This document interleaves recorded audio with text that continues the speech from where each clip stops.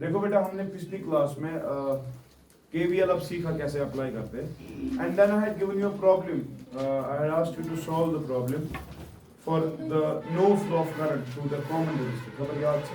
Yes sir. उस problem बेटा ऐसी थी, अगर आपको याद होगा.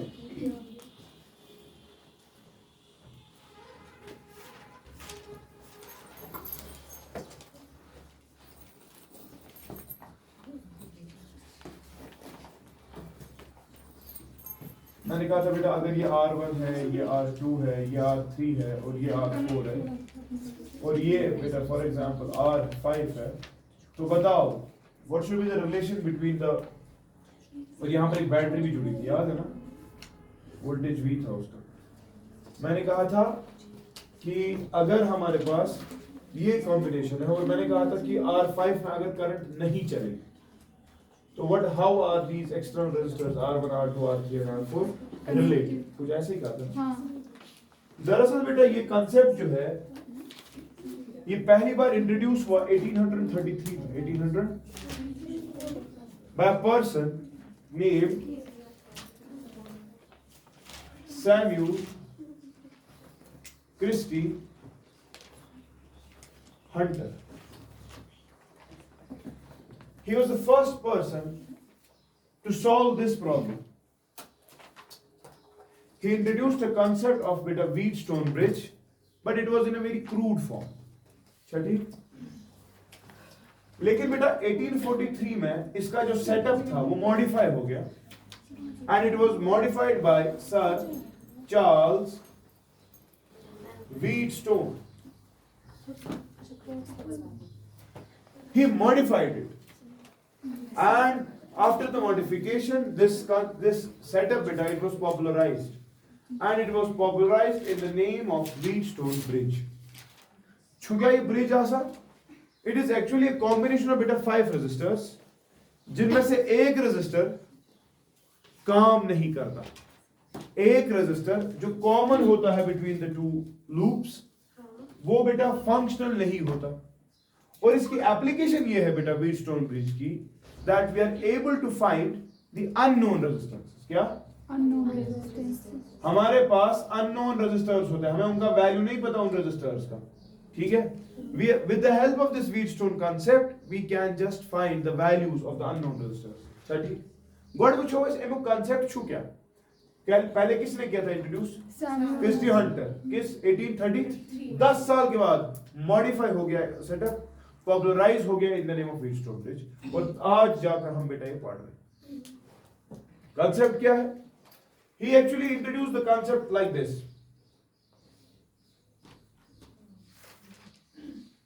कंसेप्ट ये था बेटा, we have got 4 resistors on the 4 sides of the square rather, and one of the resistors beta on the diagonals. Say for example this is R1, this is R2, this is R3 and this is R4. According to Sir Charles Wheatstone, he says that now this is a combination beta, this forms a bridge, and he says that when the bridge is balanced, this resistor, the common resistor, say for example this is R, no current will flow through this R when the bridge is balanced, and for balancing he gives a value that R1 into R3, R1 into beta, it has to be equal to R2 into R4. When this is the case, no current will flow through this resistor. इस resistor से कोई current नहीं चलेगा. अब पहले देखना पड़ेगा यही रिलेशन क्यों, ऐसी रिलेशन क्यों नहीं, R2 R3 R1 R4, ऐसा क्यों नहीं, यही क्यों? तो इस चीज को देखने के लिए बेटा मैंने इस सेटअप को खोल के रखा था पहले ही आपके लिए.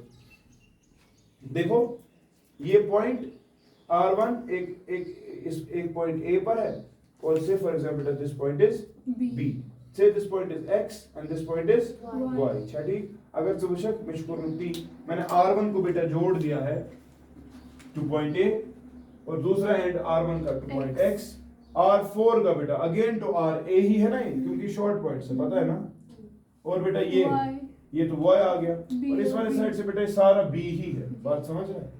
Now in order to solve this setup, we have to go for the KVL, the Kirchhoff's voltage law. ठीक? अब Kirchhoff's voltage law सूत्र था क्या था concept? हाँ. Assume a suitable direction of the current. Say this is I1, say this is beta I2 and beta say this is I3. अच्छा ठीक, चलो वन क्या करो, शाबाश क्या करेंगे बेटा बताओ, बताओ पहले लूप के लिए कैसे लगाओगे, शाबाश।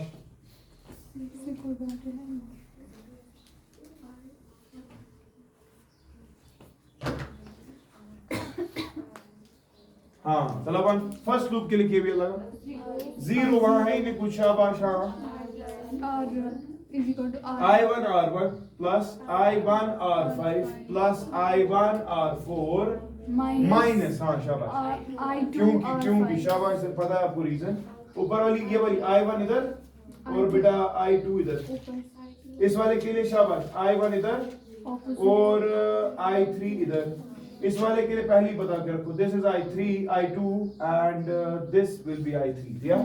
चल बता यार क्या क्या हो रहा है, शाबाश। माइनस क्या, I2 R5 exactly I2 R5, हाँ minus I3 R4 माइनस क्या I3 R4, दिया। ओके बेटा, you can rewrite it as I1 into शाबाश R1 plus R5 plus R4 बेटा, minus I2 R5 minus I3 R4 and this is equal to, this is the first equation that we got, is it? What about the second equation? शाबाश, for the second loop बता सिना, second के लिए बता। Aperture का drop source है ही नहीं तो कितना होगा, 0, शाबाश। हाँ 2 3 5 I2, हाँ 2 3 और 5, शाबाश। माइनस क्या करेगा इससे, I1 R5, हाँ exactly, minus I3 R3 minus I3 R3 exactly. This is your equation second. And what about the third equation बेटा, शाबाश। थर्ड लूप में चल रहा क्या मिला, नेगेटिव, फिर क्या आ रहा है, पॉजिटिव, तो आएगा ना इसका पॉजिटिव भी, हाँ इज इक्वल टू शाबाश R4 plus R3, हाँ 4 और 3 I3 into R4 plus R3 है ना, ठीक, माइनस लेकिन हाँ I1 R4 I1 R4 हाँ माइनस I2 मगर R3, तो दिस इज बेटा थर्ड इक्वेशन। चलो ठीक, ये सही है। देखो उसके बाद हमें निकालना होता था 3 इक्वेशन है, 3 वेरिएबल्स है, ऑब्वियसली सॉल्व तो हो जाएगा सिस्टम, लेकिन बेटा एक कंडीशन हमें ऑलरेडी पता है, अगर no current should flow through this R5 if you want that, then सीधा सा कंसेप्ट है, तो जो आपकी 2 करंट्स है, देखो ना इसमें क्या क्या जा रहा है R5 में, हाँ ऊपर से नीचे जा रहा है I1, नीचे से ऊपर जा रहा है I2, तो लिखा इसका for no current to flow through R5 I1 must be equal to I2, होना चाहिए कि नहीं। अगर ये वाली बात सच्ची है बेटा, ऐड करो इन तीनों इक्वेशंस को, और जहां पर I1 I2 है वहां पर से फॉर एग्जांपल सिर्फ I लिख दो, बात समझ रहा है। चल बता क्या करेगा फिर, हाँ एडिंग शाबाश, एंड सबस्टिट्यूटिंग क्या, I1 equal to I2 equal to I, चल बता 0 plus V is equal to 1 या जिगरा कोऑर्डिनेट इक्वेशन, हाँ I1 के बदले क्या लिखेगा I, तो I R1 plus I R5 plus I R4 minus I2 के बदले भी I R5 माइनस I3 ऐसे ही रहेगा R4, दिया शाबाश, प्लस I2 के बदले I R2 plus I R3 plus I R5, दिया, माइनस इसके बदले I R5 और माइनस I3 R3, फिर प्लस I3 प्लस हाँ I3 R4 plus I3 R3 और इसके बदले minus I R4 minus I R3, ठीक है, देख कुछ कैंसिल हो रहा है, plus I R5 minus I R5 plus I R3 minus I R3 plus I R4 minus I R4 minus I R5 plus I R5 हाँ minus I3 R4 plus I3 R4 I3 R3 अच्छे, नीचे वाली line ये भी cut गया इसके साथ, या शाबाश, क्या आ रहा है? I एग्जैक्टली बेटा, पोटेंशियल जो मिल रहा है V is equal to I R1 plus I R2, या which implies बेटा V is equal to I R1 plus R2, which implies I is equal to net voltage by R1 plus, ये कौन सी current है? I1 equal to I2 है। देख समझ ये कौन सी करंट है? ये वो वाला करंट है जो ऐसे आ रहा है, देख I1 equal to R2 मैंने लिया, I2 लिया था ना, देख आ रहा है नेट करंट जो आ रही है I गो या कोई दिशा I पका सो I युद्ध ये दरवाजा था दिशा या कोई हिस्सा, मगर पता चला यहां से भी I ही जा रही है बस। तो आगे ये दो रेजिस्टर सीरीज में, R1 और R2 किस में आ गए? सीरीज। जब सीरीज में आ गए नेट रेजिस्टेंस कितनी? R plus R2। एक हिसाब से इसका तो कांसेप्ट ही नहीं कहीं पे। पता चला करंट यहां पे आई है और वो करंट जा रही सीधे इधर, तो ऊपर वाले दो को आपने ट्रीट किया इन सीरीज। वो कब थे? तो ये सीरीज में नहीं, ये तब सीरीज में होते जब ये होता ही नहीं यहां पर। तो it is treating it as कि यहां से करंट डिस्ट्रीब्यूट नहीं, सीधे करंट जा। बात समझ रहे? क्लियर? अच्छा, दैट करंट इज आई जो यहां से जा रही। ठीक, सिमिलरली बेटा कुछ करंट फिर यहां से भी जा रही हो, आप वो भी देखो। अगर हम कोई करंट यहां से गई, वो यहां डिस्ट्रीब्यूट हो ही नहीं रही है, ठीक है, जब डिस्ट्रीब्यूट हो नहीं रही है तो पता चला यहां से कोई करंट नहीं चल रही। तो जब यहां से करंट जाएगी ये आशा क्लोज सर्किट, मगर ऊपर से करंट तो कट होगी ना भाई, नीचे नहीं जाने वाली, एक हिसाब से काटा हुआ सर्किट, तो करंट ऊपर भी जाएगी। पता चला जो यहां से करंट जा रही है वो भी क्या होगा? तो इस सर्किट की नेट रेजिस्टेंस कांसेप्ट सीख रहे हैं यहां पर। R1 R2 series, R3 R4 ये भी क्या? सीरीज। Overall circuit. तो पता चला नेट रेजिस्टेंस ये होगी, देख एक तो होगा R1 R2 सीरीज, तो ऐसा जिक्र कीजिए R1 plus R2, R3 R4 भी क्या होगा? सीरीज। तो R3 प्लस R4 वो भी होगा ना सीरीज। सीरीज में होता है प्रोडक्ट बाय सम, क्लियर? सॉरी, कैपेसिटर्स में सीरीज में होता है प्रोडक्ट बाय सम, मगर इचरम किस पैरेलल पानो में वो है ना, R1 R2 ऊपर सीरीज, नीचे R3 R4 सीरीज, ओवरऑल क्या आपस में पैरेलल में होगा ना, प्रोडक्ट बाय सम। सो इतना R1 plus R2 plus R3 plus R, तो ये समझ आ रहा है कि नहीं? क्लियर? अच्छा, इसे नेट रेजिस्टेंस या सिंपल कांसेप्ट से बाय यस करंट या पर पे सुपरजिस्ट होती तेरे से पर एक्स पका सोच एक्स पका सोच, रीजन क्या है इसका? क्योंकि अब करंट, क्योंकि जब ऊपर से नीचे नहीं आ रही, नीचे से क्यों ऊपर जाएगी? आप नीचे से तब ऊपर जा। हाँ, आप सिंपल सा कांसेप्ट ले रहे हो, देखो, अरे जो I1 है, जैसे I1 से इतना IC बराबर, देख वो आ रही है इधर से इधर, पता चला यहां से चल रही I, तो यहां से भी तो I ही है, तो यानी कि जो यहां से I चली वो भी सीधी जा रही है ना। तो मैं और खास नहीं, क्योंकि हमने लूप में अज्यूम किया ऐसे करंट, तो I1 ये वाली है, ग्रीन वाला ऐसे जाएगा ना, इसमें से इसमें कैसे जाएगा? ऐसे।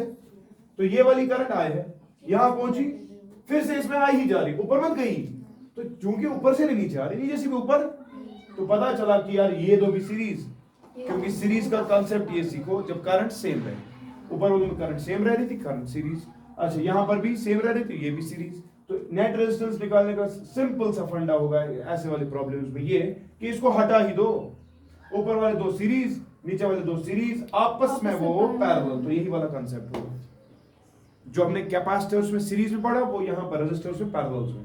बात समझ रहा है कि नहीं? ठीक चल, ओके, हो गई पहली चीज।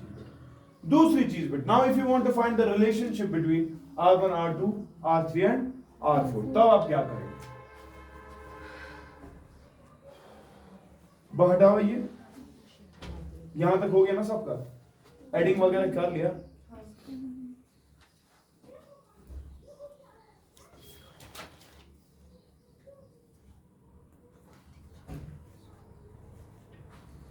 क्या है हटाओ, ये वो सब ऊपर वाला,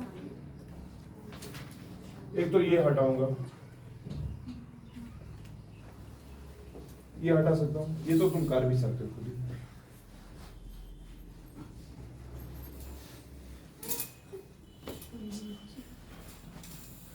नेट रेजिस्टेंस में हटेगा। हाँ नेट रेजिस्टेंस तब आई थी, ये मैंने कॉन्सेप्ट से सिखाई, जरूरत नहीं है वो, ठीक है।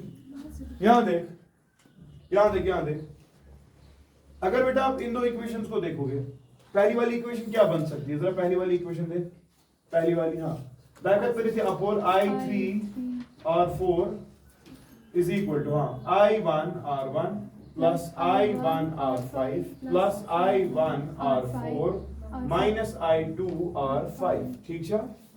अब इस इक्वेशन को बेटा आपको चूंकि अभी पता है बैलेंसिंग के वक्त क्या कंडीशन है, I1 is equal to I2 तो लिखा वो लिखिए I2 R5 और प्लस I1 ये हो जाएगा कैंसिल, क्योंकि I1 I2 के बराबर है I, तो ये आएगा बेटा I1 common R1 plus R, ये हो ही नहीं रहा, so this is I3 R4, call this बेटा इक्वेशन 3, ठीक है। सिमिलरली बेटा अगर आप दूसरी इक्वेशन को देखेंगे, दूसरी इक्वेशन बता रहा है I3 R3 अपॉन I3 किसके बराबर आएगा, शाबाश, I2 R2 शाबाश plus I2 R3 plus I2 R5 हाँ माइनस I1 R5, तो शी बासा ये दस I2 R5 और I1 R5 कैंसिल, क्योंकि I1 इक्वल टू I2 है, I क्या रूट कॉमन I2 हाँ R2 प्लस R3 है ना, ठीक, ये आ गया I3 R3, क्लियर था। नाउ कॉल दिस इक्वेशन बेटा 4, ठीक है। ये तेरे पास कौन सी है, third, if you divide third and fourth,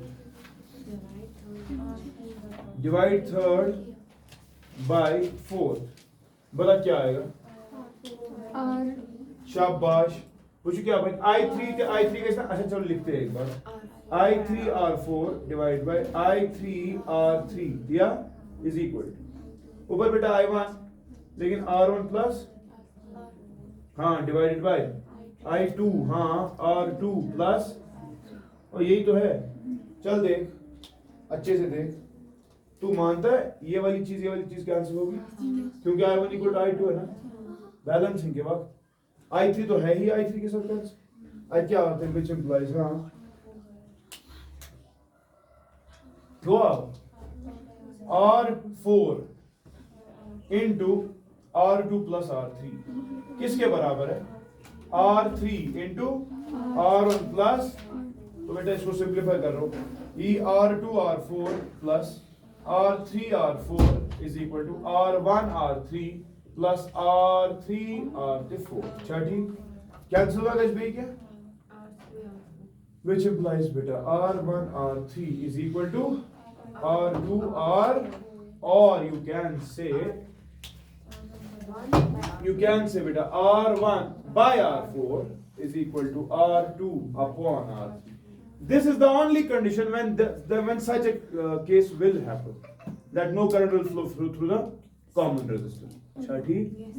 ये प्रॉब्लम हमने ऑलरेडी की है फिर के पास में, तब मैंने बोला C1 by C2 C2 by C3, याद अच्छा कितना, तो इस वक्त रेजिस्टर्स का कांसेप्ट है, ठीक छा, क्लियर छा, वेरी गुड।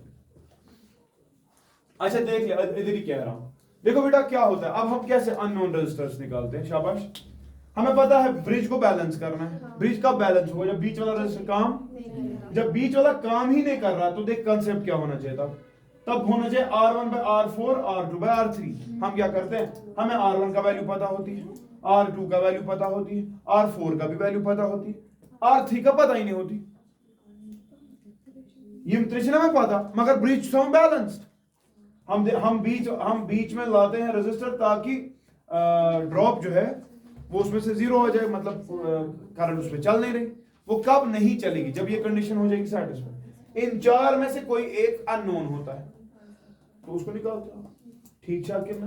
अलबत्ता कभी कभी बेटा इन चार में से एक को आप हटा देते हो और आप अननोन रजिस्टर नहीं लगाते, आप गैल्वेनोमीटर लगाते हो, क्या चुका लगा हुआ, सिंपली गैल्वेनोमीटर लगा दिया, फिर से बैलेंसिंग होगी ना, जब बैलेंसिंग होगी जो रेजिस्टेंस मिल जाएगी वो किसकी होगी, तब गैल्वेनोमीटर, अननोन ऐसे नहीं सुई, मतलब R1 पता है, R2 पता है, R4 पता है, R3 की जगह फॉर एग्जांपल तूने लगा दिया गैल्वेनोमीटर। क्या लगा दिया?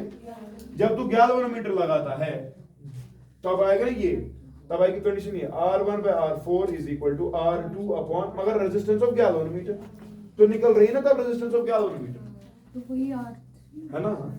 मतलब यहां पर होगा कभी कभी यहां पर, मतलब इन चार में से कोई एक रिप्लेस कर दे गैल्वेनोमीटर से, ताकि तू गैल्वेनोमीटर की रेजिस्टेंस को जान सके। दैट मेथड बेटा it is called as the Kelvin's method. क्या सुना?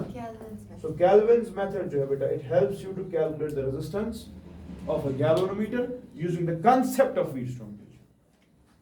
अच्छा ठीक? Kelvin's method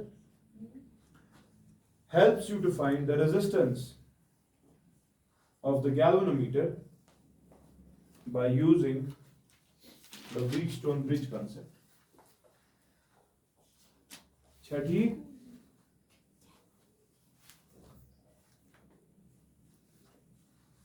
By using the Wheatstone bridge concept. Clear? अच्छा, प्रॉब्लम तो नहीं है ना इसमें?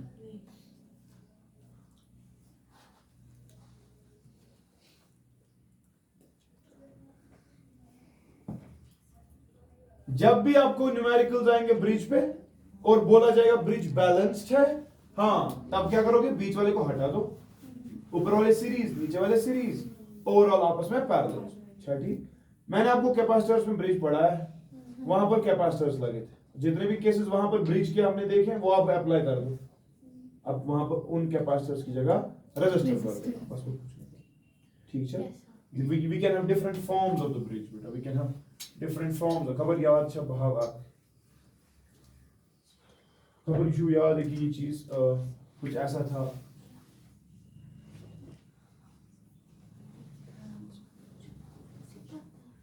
एट द एंड ये भी ब्रिज ही बनता था, ऐसा मैंने बनाया था।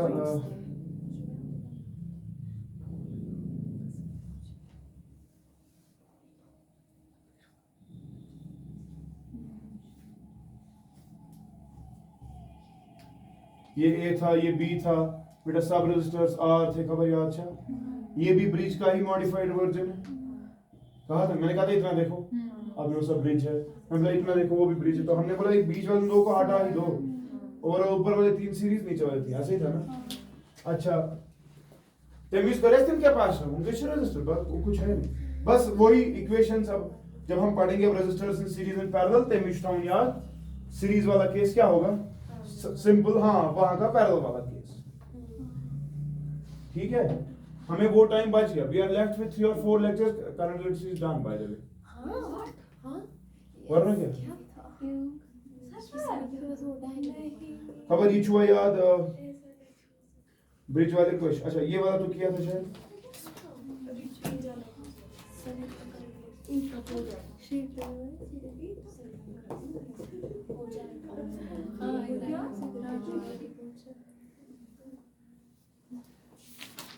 ए और बी सब आर, हाँ वो बीच वाला हटा। अगेन बेटा this was again the case of the bridge, है ना?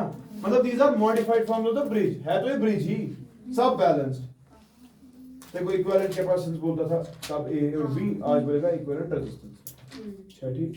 सो at the end of the day बेटा ब्रिज इज डन।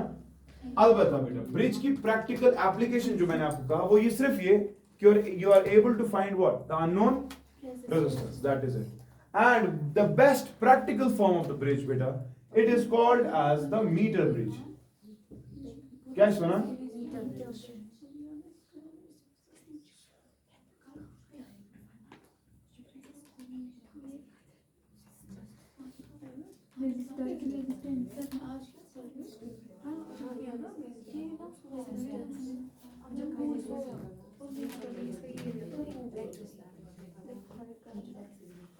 बोलिए पर जनाब, हमारे पास बेटा प्रैक्टिकल एप्लीकेशन जो व्हीटस्टोन ब्रिज की है वो है सिंपली एक मीटर वायर या एक मीटर ब्रिज है, तो bridge he eight the and, मगर उसमें 1 मीटर वायर लंबी होती है। ठीक है? 1 मीटर वायर और बेटा आपको बोला जाता है कि try to find the balancing point. It is again a practical case of the Wheatstone bridge. This is nothing but bridge, मगर वहां पर हम वायर इस्तेमाल करते हैं। इसको कभी कोई स्लाइड वायर भी कहते हैं। अच्छा ठीक? अच्छा, दूसरी application that is the post box office, post office box rather, post box office, post office box, again a practical application of the page tune. मतलब दो में से एक पढ़ लो, वो है तो ये सेम। ये मीटर वायर है या मीटर वायर, ये होमवर्क है मीटर ऑफ मीटर वायर, वो क्यों देखोगे, 2 मिनट का खेल है। नहीं होमवर्क चल देखना यार, बड़ा आसान है। चलो दे दो हेडिंग, मीटर वायर।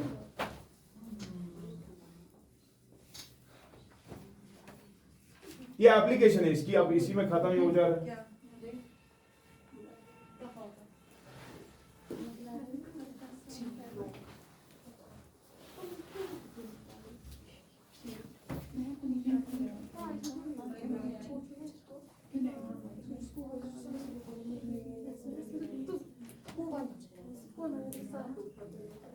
Which? चुनी की निशुति बे, आपके पास फिर से 4 रजिस्टर्स होते हैं, लेकिन आप क्या करते हैं, देखो this is a known register, क्या शू नोन, इसका वैल्यू से आपको पता है आर नॉट। वो जो मीटर ब्रिज बना है। हाँ, मीटर वायर, मीटर ब्रिज या पोस्ट ऑफिस बॉक्स, ये सारा एक ही है, ठीक है। These are the practical forms of the Wheatstone gauge. छठी ठीक है, ये मुझे एक रजिस्टर होगा बेटा, यहां पर बेटा आप जो कॉमन रजिस्टर था, यहां पर बेटा आप गैलोमीटर इस्तेमाल करते हैं, क्या करते हैं इस्तेमाल। और बेटा आपके पास होता है एक रजिस्टर जिसका वैल्यू आपको नहीं पता, दिस इज बेटा अननोन रजिस्टर, क्या शू से फॉर एग्जाम्पल इसकी रेजिस्टेंस आर डैश है, ठीक है। अच्छा, इसके बाद बेटा फॉर एग्जांपल एक वायर होती है, एक वायर ये बनी होती है बेटा मैग्नेनिम की, किसकी, या बेटा बनी होती है यूरेका की। छह आसानी कूजा 1 मीटर, कहने का मतलब 100 सेंटीमीटर्स, ठीक है बेटा, या क्लियर छा।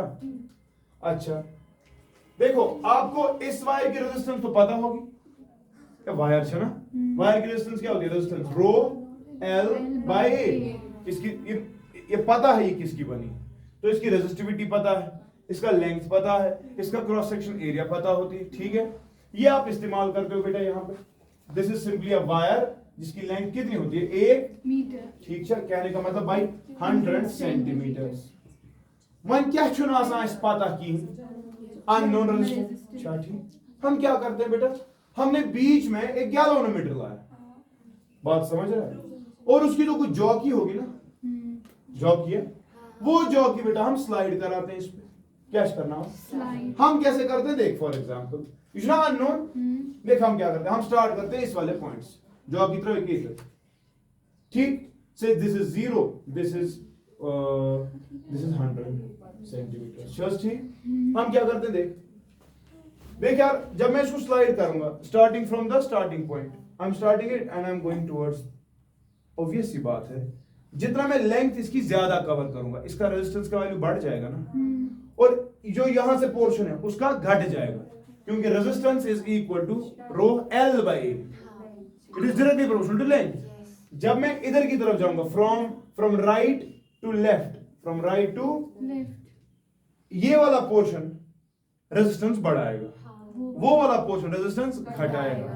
पता चला कहीं ना कहीं पर चल रहे, फॉर एग्जाम्पल इधर पे पहुंच गया, दिस इज पॉइंट J। जब तेरी जॉब किया, जब तेरा गैलोमीटर ऑफ डिफ्लेक्शन दिखाता ही तब क्या इसको नहीं, तब ब्रिज बैलेंस हो गया, गैलोमीटर कब डिफ्लेक्शन नहीं, अरे ये ब्रिज ही है ना, ये गैलोमीटर डिफ्लेक्शन तब नहीं दिखाएगा जब इसमें करंट चलेगी नहीं।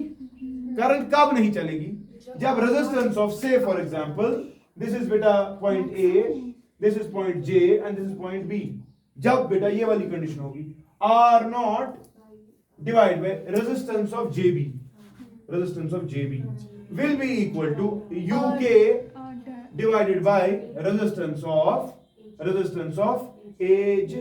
भी कैसे ही कहा, जब आप इसको स्लाइड कर देखो, बड़ा इंपॉर्टेंट है, किताबें कभी क्वेश्चन आता है कभी from the upper and slide किया, that means which the length question is यहाँ इन्हें यहाँ से स्टार्ट किया, चल रहा है, you always start from the initial and, ठीक, चलते हो रेजिस्टेंस बढ़ रहा है।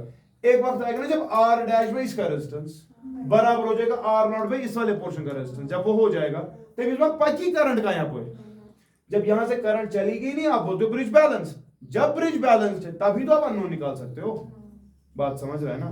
तो हमें क्या निकालना था, अननोन रेजिस्टेंस। तो अननोन कैसे निकलेगा यार, बता, अननोन का वैल्यू मैंने आर डैश रखा है ना, तो बता यार आर डैश कैसे आएगा, शाबाश, R naught divide what is resistance of JB, resistance of JB, या ऐसा जगह से फॉर एग्जांपल ए से लेकर जे तक जो लेंथ है बेटा वो एल है, क्या है, देखो साइज जेबी लेंथ एग्जैक्टली 100 माइनस एल, ऐसा कितना तलावान तेल रेजिस्टेंस का बराबर रो, वो पता होती है रो लेंथ कितनी 100 माइनस एल डिवाइड बाय क्या ए, और अननोन रेजिस्टेंस कितनी आर डैश डिवाइड बाय ए जे, कितना ए जे, हाँ शाबाश, रो एल बाई, रो कटेगा एक, रो के साथ ए कटेगा ए के साथ, which implies बेटा you are interested in finding out r dash, that will be equal to शाबाश r naught जो स्टैंडर्ड रेजिस्टर होता है उसका वैल्यू तुझे पता होती है, into l divided by 100 minus l, अच्छा ठीक, मेहरबानी करित ये जो लेंथ नीन सेंटीमीटर में, क्योंकि 100 है, अगर मीटर में लेना होगा तो यहाँ पर 1 माइनस एल लिखा होगा, ठीक है, पहली चीज। दूसरी चीज, ऊपर जो लेंथ है वो कौन सी लेंथ है, when you have started from the lower and, तूने यहां से स्टार्ट किया तो एल तेरा ये बन जाएगा, ठीक है, ताल्लुक पे ये तेरे बन हेरिकन 100 माइनस एल 1 कैन बन एल, ये बनना, इसलिए दिमाग लगाना कि क्वेश्चन क्या बोल रहा है, बात समझ रहा है। मैंने अननोन के साइड से लोअर एंड रखा है कि नहीं, गलत नहीं करना, ठीक है। जरा क्वेश्चन लिखो, इस पे क्वेश्चन लिखो तो खेल खत्म।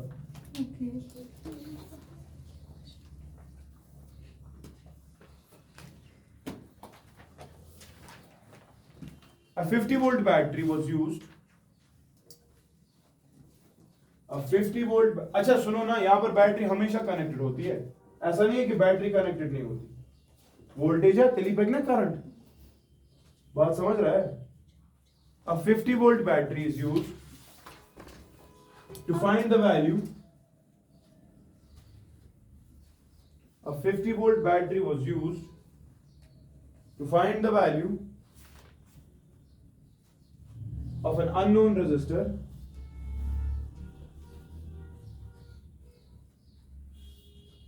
ठीक, using a standard resistor of 100 ohms, using a standard resistor of 100 ohms, ठीक है, full stop. The null point समझता है, कौन सा पॉइंट, जहां पर जॉब की फिर डिफ्लेक्शन गैल्वेनोमीटर नहीं दिखा है उसको नल पॉइंट कहते हैं, ठीक है बेटा। The null point was found at 0.2 meters. The null point was found at क्या 0 point from the lower end, Chhathi from the Chhathi calculate the unknown resistor, the resistance of the unknown resistor, छठी मतलब बनी